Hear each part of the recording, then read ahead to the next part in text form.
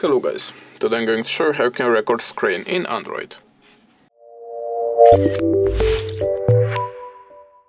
So in the first step, open the top menu, expand the icons and look for the screen recorder.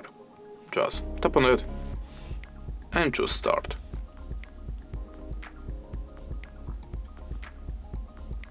Now we're recording the display, so we can tap on the stop. And if you want to check this file, tap on the screen recording.